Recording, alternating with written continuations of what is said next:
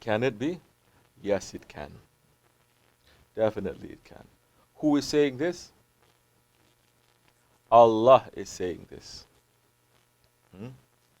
Which surah is that? I'm not a scholar. You cannot say, oh, he doesn't even know the surah. I don't claim to know anything. I'm not a scholar. I believe it is Surah Al-Kahf. Allah is saying, no? To know that your sons and your wealth and everything that you own, your family, meaning, it is nothing but a confusion for you. It can be.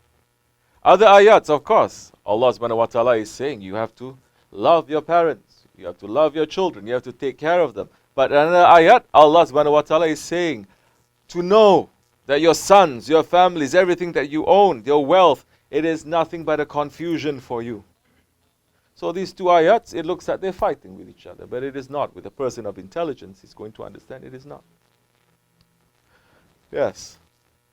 Can the love that you feel for your family be a love of the dunya? How can it be a love of the dunya? When your family is representing dunya.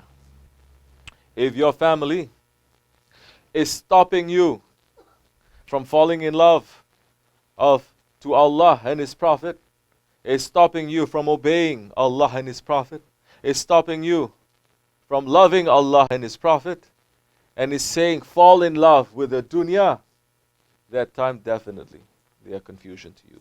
If your family, your father, your mother, your brother, your sister, your children, if they are helping you and they are pushing you and they are encouraging you and they're saying you must put Allah and His Prophet first, that time's obligation 100% to love them and to take care of them. Otherwise, people get really confused. Like what we said yesterday. Parents nowadays, they only pull out those things. Don't you know? You're supposed to obey me. Father and mother are saying. Islam is saying you have to obey the parents.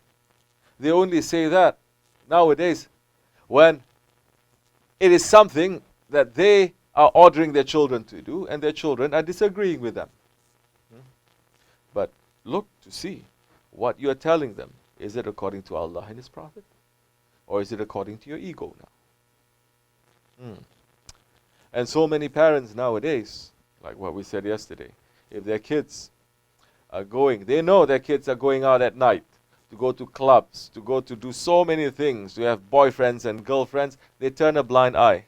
They pretend as if it didn't happen because they're actually feeling proud. My son is growing up, mashallah. He's knowing the ways of the world, mashallah. He's assimilating, mashallah. Like American, mashallah, because that is our aim, to become kafir. No, not to become kafir, but to control this life, that wrong lifestyle.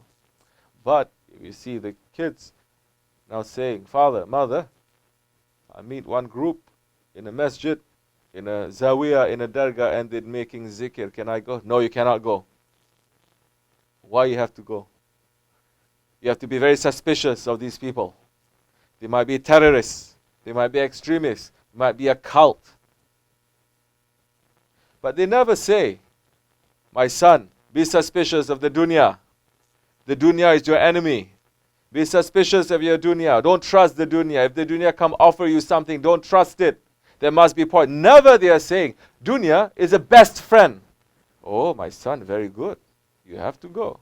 You're invited by who? The governor to go to attend it. You must go attend dinner with the governor. You're invited by who? Your school principal to have, oh, you must. Oh, in terms of the dunya, no suspicion.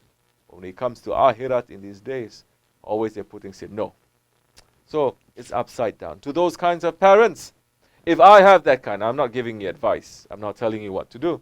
But if I have that kind of parents, definitely I'm going to disobey them. And maybe some of my parents, I'm not even speaking to them. Because if they're going to stop me from the way of Allah and His Prophet, going to stop me from the way of Sahib al-Saif and the awliya Allah, then that time, no, you don't have the right to do that. Allah and His Prophet comes first, not you. Like yesterday we were saying, people start worshipping the love of your parents. If their parents are leading you away from Allah and His Prophet, then you're already making them into an idol. You're already worshipping them that time. But if they're saying, no, my son, you have to go, chase after holy people, holy men, go to zikr circles. That time, even if their parents, they are no good like this, the sons, they are going to pray for them. And they're going to become really good. They are blessed people that time. Definitely. Blessed people. They are on top of our heads, definitely. That time, paradise, yes, is under the mother's feet. But only for those mothers and fathers. The father is the door to paradise. Who are Ahli Jannat. They're not Ahli Jahannam. So, yes, it can be a love of the dunya if they're Ahli dunya. If they're Ahli Ahirat, then your love for them is the love of Ahirat. Because they are going to remind you. They're not going to point to themselves. They're going to say always Allah and His Prophet first. Allah and His Prophet first. Allah and His Prophet first. Those ones who remind you of Allah and His Prophet, run after them. Those ones, then, you must honor them and you must keep them. You must respect them.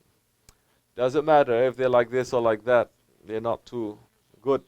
They're not too agreeable. It's okay. Doesn't matter. Because they are, the most important thing is they're not letting you forget Allah and His Prophet. If your love for the Prophet ﷺ is not more than your love for your father, for your mother, for your children, for your wealth, for yourself, you do not have complete faith. That is what Holy Prophet is saying. So, what kind of faith do you want? You want incomplete faith? Go ahead. Love everything else. Put every kind of love into your heart. You want complete faith? Only love the Holy Prophet ﷺ. Put that first in your heart, and the love of the Prophet will bring you to the love of Allah subhanahu wa ta'ala. No two ways about it.